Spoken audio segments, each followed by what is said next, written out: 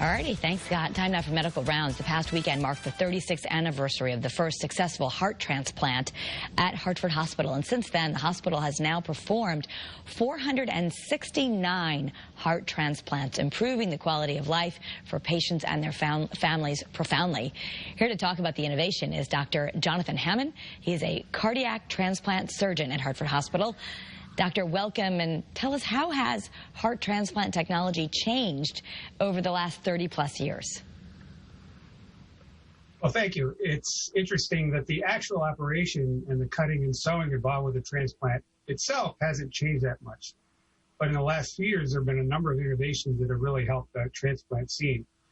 Traditionally, when we recovered a heart, we put it on ice and then brought it from the donor to the recipient.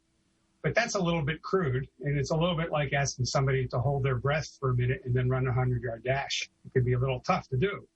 So now we have a device that allows us to continuously pump blood into the heart, keeping the heart beating while it's being transplanted, and allowing it to arrive in better shape and ready to roll, as it were, when it arrives. The other area where there have been great advances has been in the technology of pumps that we use to keep people alive whose hearts are failing.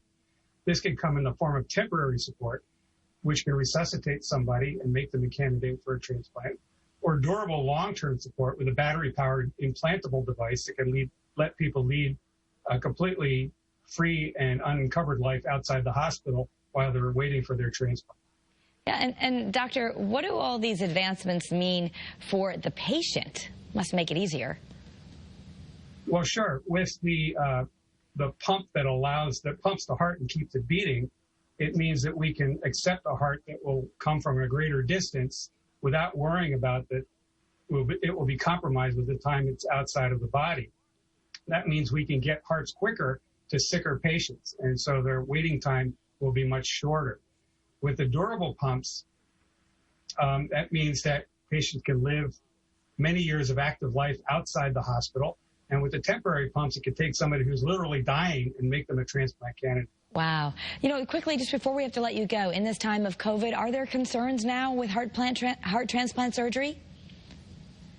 Absolutely. The virus can be particularly hard on anybody who's ill, and somebody with heart failure is vulnerable to the effects of COVID.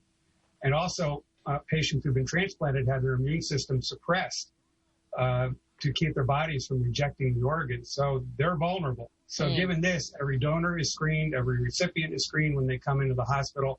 And of course, everybody gets meticulous care to prevent exposure after the transplant. Dr. Hammond, happy Thanksgiving to you, and thank you all for that, for the amazing work that you do there. Thank you. It's been a pleasure.